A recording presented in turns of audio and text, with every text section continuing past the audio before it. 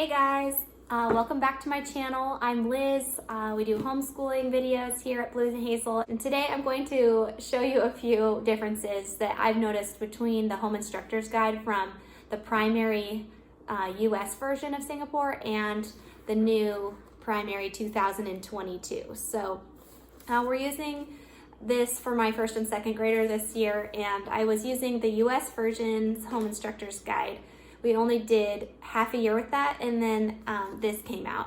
And I went ahead and switched over for my first grader and second grader, and I just wanted to show you a few things that I noticed. I won't go super detailed into the actual inside pages of each, so that's not what you'll find here, but I just did want to point out a couple things. So if you're homeschooling, which we are, we went with the Home Instructor's Guide. There's also a Teacher's Guide, so you'll have to be kind of careful not to get confused. I think the Teacher's Guide has activities in it more for a classroom, and then the Home Instructor's Guide is more for homeschoolers. Just to keep in mind as you're listening, this version, the 2022, was made to reflect how they're doing math in Singapore now more closely than the US version that's been out. And both I think are really great. Like if you're doing the Singapore program, there's a bunch of versions of it and they're all probably really great as far as being a strong math program. I ended up choosing to switch over mainly because with the 2022 version, there's only 2 books a semester. There's the Home Instructor's Guide and the Student Workbook. And then there's also a couple of extra books called Mastery and Beyond. That's more of a spiral review to make sure that your kiddos are understanding the content as you're going through. And then there's also a one called Additional Practice, and that's going to be if you need some extra problems to do, then you can do those same pages that correspond to the chapters that you're in Additional Practice. But those are optional books, and so for the main core of the program, you're really just going to have this plus the student book. Whereas the old one, I feel like, had 3 books per semester, and I felt like there was just a lot of flipping through different books per lesson. So that was my main reason to want to try the new one. You might not like it as much, or you might love it. So, all right, let's dig in and get started. One of the first things that you'll notice right away, I was kind of surprised when they got here in the mail. The new version is way bigger. So the Home Instructor's Guide just takes up more space on the shelf. This is one semester right here, and then this one's the second semester. And they don't fit very well in my rolling cart. I have to put them sideways, and it's just a lot bigger. So you might like that or you might not like that, but to me that's kind of a downside. It's a bulky, odd size. The second main difference that I wanted to point out is that multiplication and division does start in the primary math US version towards the end of 1B, and there's no multiplication or division in the 2022 version. They've actually switched up the scope and sequence a little bit on these level 1s to weight, and they put it in level 2. And another thing I want to point out is that planning out the days is a lot easier with the 2022 version for me. There was no like do this day 1, do this day 2 with the US version here.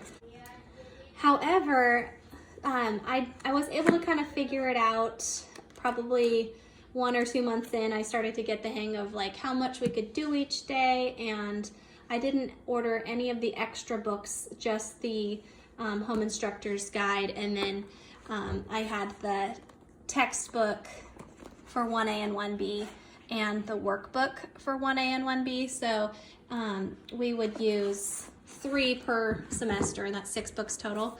So it was just kind of a little confusing what to use what day and how much.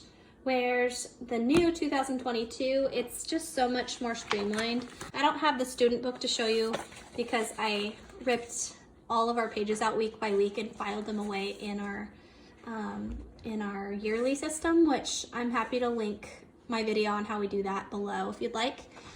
But you can see here, chapter at a glance. This is 15 lessons, So you'll see 15 lessons, and each one is a new lesson here, and then it tells you which pages. So pages 3 to 6, you're going to do in the student workbook 7 to 10, 11 to 14, 15 to 18. So it's really clear how many pages that you could do each day for a lesson, and if you're like me and you want to tear them out and sort them by week in advance, then that just makes it really easy. So I went 1, 2, 3, 4, 5 days for 1 week, and then 6, 7, 8, 9, 10 days for the next week, and so on. So the next thing that I wanted to also point out that is a downside for me personally of the new primary math is that there's no mental math work in this one. So I'll show you what I mean here. So in some of the lessons, this is 1A, so first grade, first lesson.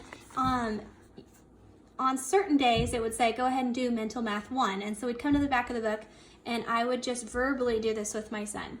And then on a different day, we would verbally go through. And if his brain was getting too tired, we would just do half and then do half another day.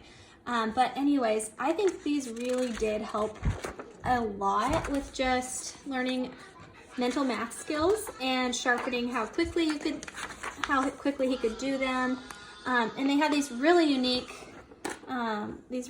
ones where you would have to figure out the equation on both sides of the equal sign. And that just, I don't know, I kind of miss that they don't have that in the new one, and I wish they did.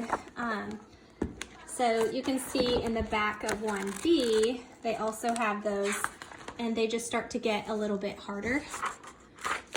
And they get into double digits, double digit addition, double digit subtraction, mental borrowing and mental carrying and stuff like that. So I wish that the 2022 had that. It doesn't that I'm aware of. And one last thing that I want to point out that is a downside to me of the new 2022 version is that in the back of the book,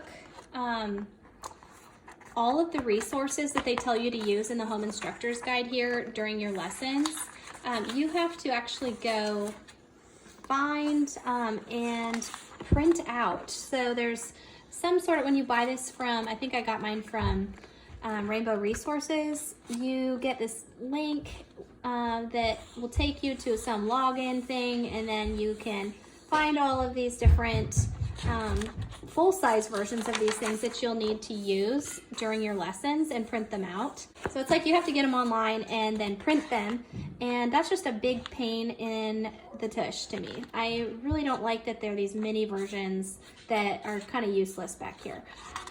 So let me show you what I mean on the primary US version. All of them are full size in the back, so if you need something, it's there. And you can just make a quick copy and ta-da, it's useful. So I wish that that was the way over here, but overall, I still think that the Home Instructor's Guide is way more friendly. So when you get inside of it, you'll see how to use this Home Instructor's Guide, and it's kind of, I would recommend just looking through this. So they have these chapter overview, chapter at a glance, chapter opener, recall, make it a game, teaching tips, digging deeper. So they kind of explain all these little bubbles that they have each chapter and what they're for and how to use them, because it is a lot of information on one page when you're trying to teach. But this would be day 1 of 15, chapter 1, and you have the opener. Then you have some recall, which is going to be your review. You have some teaching tips here to look through. You might want to ask these following questions. And then going ahead and starting on the lesson, day 2 of 15, it tells you what materials you need. I don't know if you can see this very well, sorry. Your learning objectives. It's going to show you learn right here, which corresponds to the learn in the student book. Have some things for you to do with them hands-on. So these are all just little things that if you want and you think your student needs, you can do with them. Here's an activity. This also corresponds to the student book. These bold ones here, learn together. This is in the student book. So you can kind of go through your instructor's guide at the same time as your student is going through their student book, because these bold things are all the titles in their student book. So it makes it a little bit easier to follow along and know what you're supposed to do in each chunk of their student book, because it's right here in your home instructor's guide.